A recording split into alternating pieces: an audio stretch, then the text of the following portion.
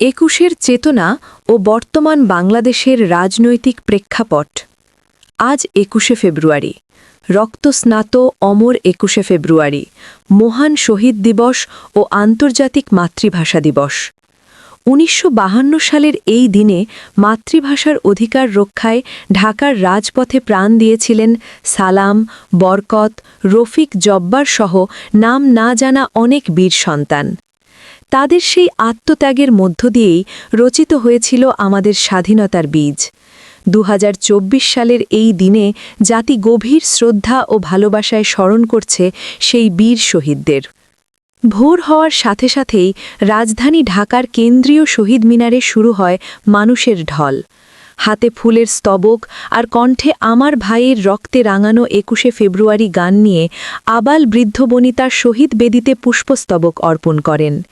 এই শ্রদ্ধা নিবেদন কেবল একটি আনুষ্ঠানিকতা নয়, বরং এটি আমাদের জাতীয় অস্তিত্ব ও চেতনার এক গভীর বহিঃপ্রকাশ।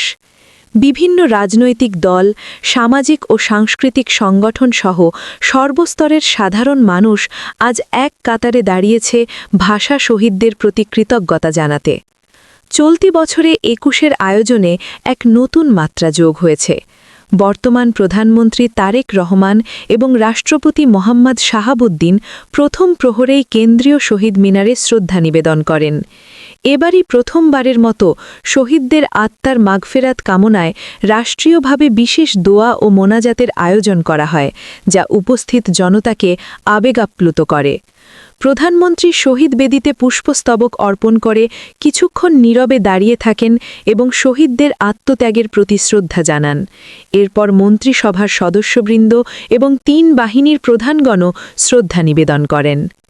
২১শে এই চেতনা কেবল ভাষার মধ্যেই সীমাবদ্ধ নয়, এটি এখন আমাদের রাজনৈতিক ও সামাজিক সংস্কারের অনুপ্রেরণা। শহীদ মিনারে শ্রদ্ধা নিবেদন শেষে দেশের শীর্ষস্থানীয় রাজনৈতিক নেতৃবৃন্দ এবং নাগরিক সমাজের প্রতিনিধিরা তাদের অভিমত ব্যক্ত করেন। তারা মনে করেন ৫২র ভাষা আন্দোলনই আমাদের ৭০-এর গণ অভ্যুত্থান, ৭১-এর মুক্তিযুদ্ধ এবং সাম্প্রতিক ২৪-এর গণ অভ্যুত্থানের মূল শক্তি হিসেবে কাজ করেছে। বিএনপি মহাসচিব মির্জা ফখরুল ইসলাম আলমগীর সহ অন্যান্য নেতারা বলেন, ২১শে মূল শিক্ষা হল বৈষম্যহীন এক সমাজ গঠন করা। তারা একটি গণতান্ত্রিক ও মুক্ত বাংলাদেশ গড়ার অঙ্গীকার পুনর্ব্যক্ত করেন। পাশাপাশি সরকারের পক্ষ থেকে কিছু গুরুত্বপূর্ণ ঘোষণা ও কর্মকাণ্ডের খবর পাওয়া গেছে। প্রধানমন্ত্রী তারেক রহমান রাজধানীর তেজগাঁও কার্যালয়ে তার প্রথম কর্মদিবস পালন করেছেন। তিনি তার নির্বাচনী প্রতিশ্রুতি বাস্তবায়নের লক্ষ্যে ইমাম, মুয়াজ্জিন এবং অন্যান্য ধর্মের ধর্মগুরুদের জন্য মাসিক সম্মানী ও উৎসব ভাতা প্রদানের ঘোষণা দিয়েছেন। পবিত্র ঈদুল ফিতরের আগেই এই ভাতা কার্যক্রম শুরু করার নির্দেশনা দেওয়া হয়েছে। এছাড়াও তথ্যমন্ত্রী জানিয়েছেন, চলতি মাস থেকেই দেশের প্রায় ৪,১০,০০,০০০ পরিবারের মাঝে ফ্যামিলি কার্ড বিতরণ করা হবে, যা সাধারণ মানুষের জীবনযাত্রায় ইতিবাচক প্রভাব ফেলবে বলে আশা করা হচ্ছে। তবে এই উৎসবের আমেজের মাঝেও রয়েছে কিছু চ্যালেঞ্জ। বিভিন্ন বক্তার আলোচনায় উঠে এসেছে যে ৫২র এত বছর পরেও আমরা সর্বস্তরে বাংলা ভাষার সঠিক ব্যবহার নিশ্চিত করতে পারিনি। ভাষাকে বিকৃত হওয়া থেকে রক্ষা করা এবং পরবর্তী প্রজন্মের কাছে সঠিক ইতিহাস তুলে ধরা এখন আমাদের অন্যতম দায়িত্ব।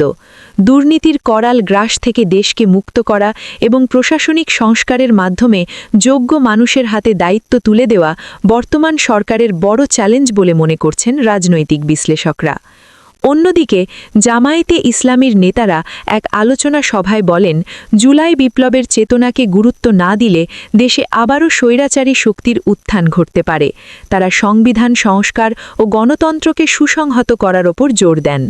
পানি সম্পদ মন্ত্রী শহীদ উদ্দিন চৌধুরী আশা প্রকাশ করেন যে বর্তমান সরকার জনগণের ম্যান্ডেট নিয়ে যে সংস্কার কাজ শুরু করেছে তা অচিরেই সফল হবে।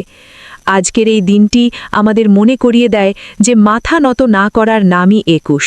শুধু ফেব্রুয়ারি মাসের ২১শে তারিখেই নয়, বরং সারা বছর জুড়ে আমাদের চিন্তা ও কর্মে ২১শে চেতনাকে ধরে রাখতে হবে।